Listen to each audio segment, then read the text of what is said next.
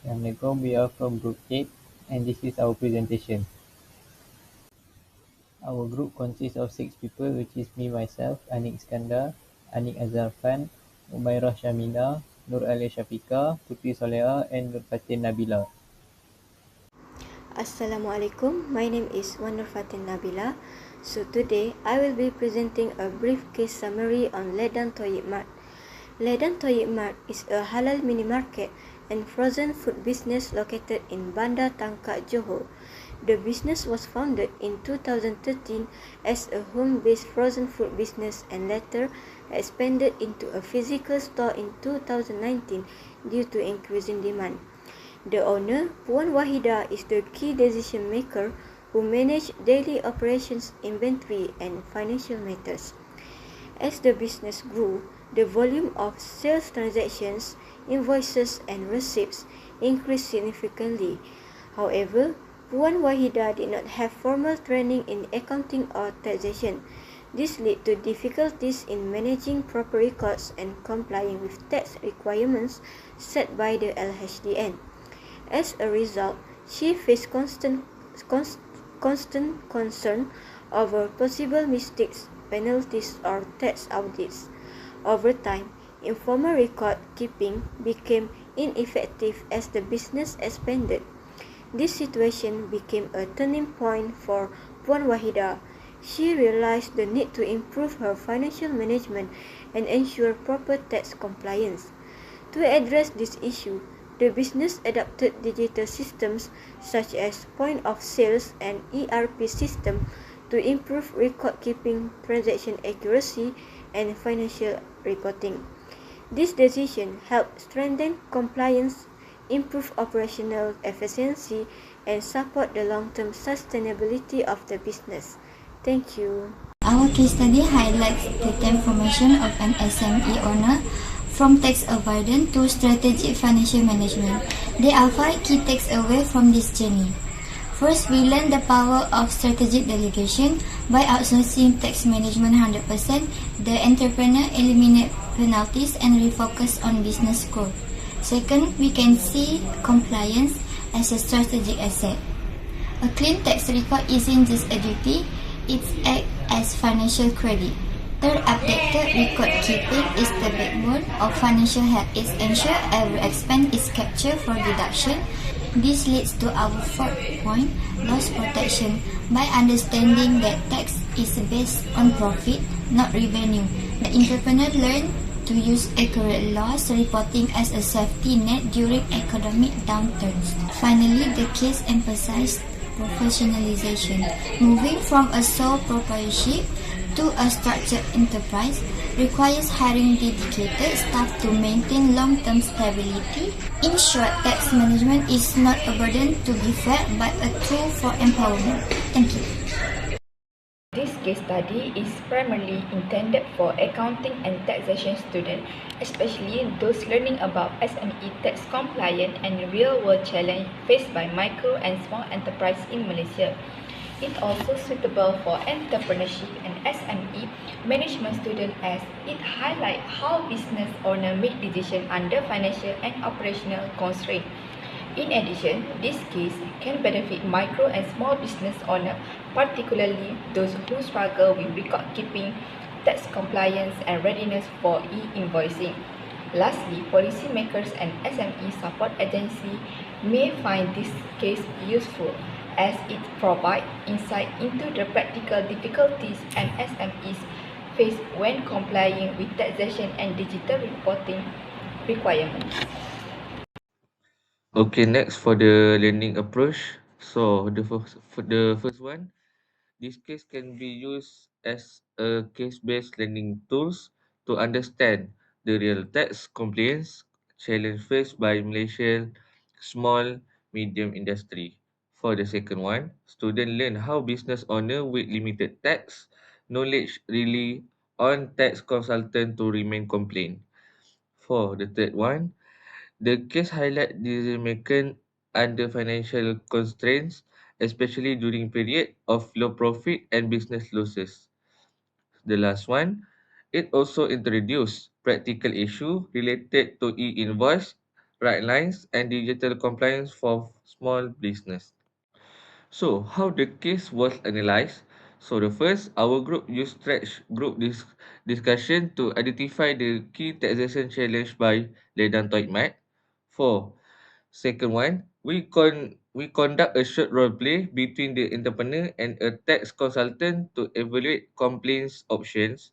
For the third one, a case analysis workshop was used by compare alternatives such as outscoring tax methods, updating e-invoicing system, or applying for a government grants. For the last one, this approach helped us apply taxation concept for real SME context and understand practical compliance strategy.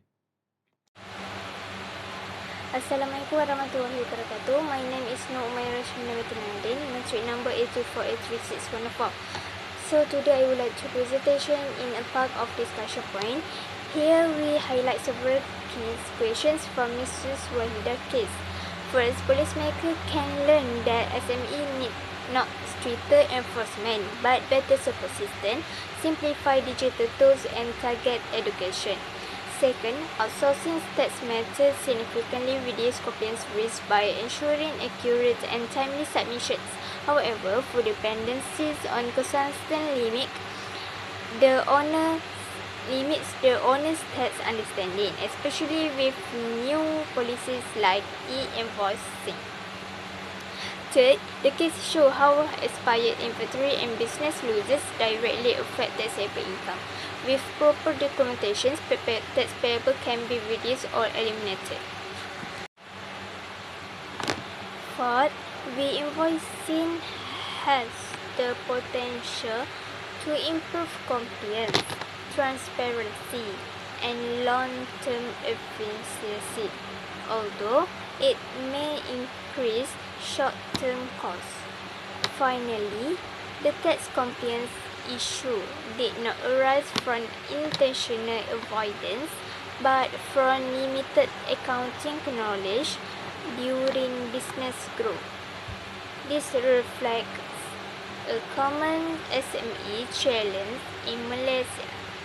Overall, this case demonstrates that tax compliance is not just a legal obligation but a strategic tool for financial resilience and business stability. That's all for me. Thank you. Next, I will present on analysis and insight. The first topic is business issue and interpretation. We go first to the key issue, which is the first one is Ledang Toy tax compliance is sustainable but highly consultant dependent. As we know, this business is really depend on their consultant. And the next one is profit fluctuations and expired stock create cash flow pressure. We know that this business have cash flow pressure and problems, so we think that the profit fluctuations and expired stock is what caused the problem and pressure. So the next one is low internal tax knowledge can lead to stress and weak readiness for e-invoicing. As we know, this business is really dependent on their consultant, and it signals that there are no person in this business that have sufficient tax knowledge. So we see that this can lead to weak readiness for e-invoicing. Next is our group interpretation on this case, which is the business complies with tax rules only when necessary or and rather than planning tax matters early. And the next one is over-reliance on consultants increases long-term cost and risk. We see that it is very reliant on consultant, which is very costly and it will be risky for the business. And the last one is digital transitioning or invoicing, which is invoicing is the main upcoming challenge for this business. So next is what could be done differently and our recommendations. The first one is what could be improved for the business. The first one is reduce full dependence on tax consultants. As we know, this business is really depend on their tax consultant on tax matters. The second one is move from manual to basic digital record keeping. This is because we think that the business have to adapt to current situations to improve the business. And the third one is improve owner's understanding of profit, loss, and deductions. This is because it will keep the business safe from any manipulation from the other party. So our practical recommendations would be adopt a hybrid approach, which is consultant plus basic internal tax knowledge. The business have to have a person that have basic internal tax knowledge to again safeguard from manipulation from internal external parties. The second one is implement basic e-invoicing software, which is not full accounting system yet, but the business can do it step by step until it is perfected.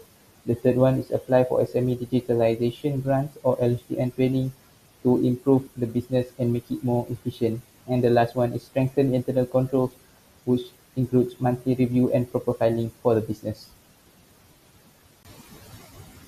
Last one is linked to theories and framework. The first one is theory of client behavior. We can see that this business have positive attitude towards tax and the compliance strengthened by perceived control via knowledge and systems. The next one is cost benefit analysis.